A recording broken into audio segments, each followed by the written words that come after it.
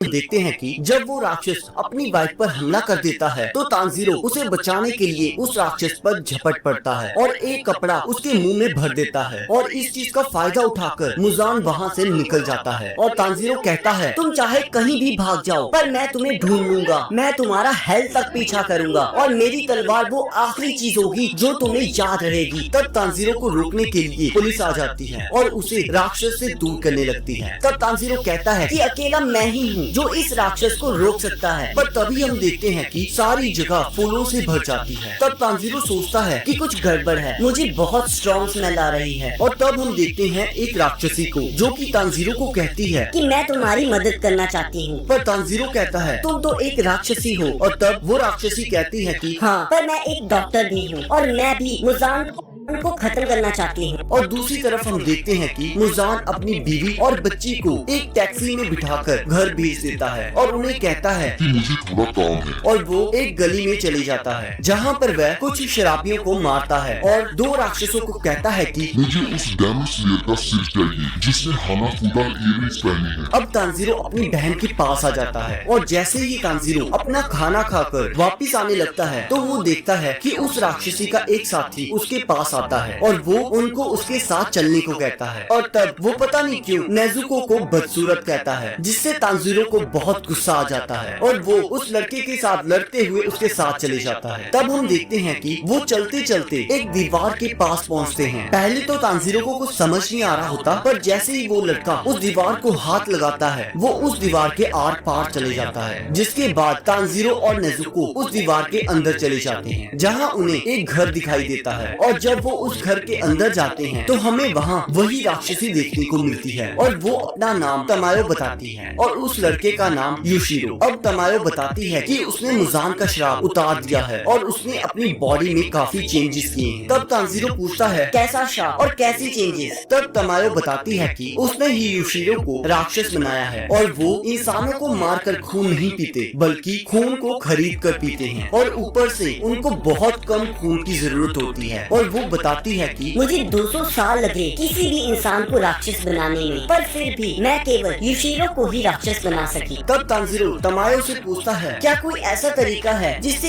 एक राक्षस को दोबारा से इंसान बनाया जा सके? तब तमायो कहती है, इसका कोई न कोई तरीका तो जरूर होगा और मैं तुमसे वादा करती हूँ कि मैं इसका कोई न कोई तरीका जरूर ढूंढ लूंगी, पर तुम्हें मेरा एक काम करना होगा। इस दवाई को बनाने के लिए मुझे मुजान के क्लोज वन के खून की जरूरत होगी। तब तांजीरो कहता है कि इससे न केवल नेजुको बल्कि और भी लोगों को शैतान से इंसान बनाया जा सकता है। और तब हम देखते हैं कि दो राक्षस उनके घर पर हमला कर देते हैं और इसी के साथ एपिसोड खत्म हो जाता है।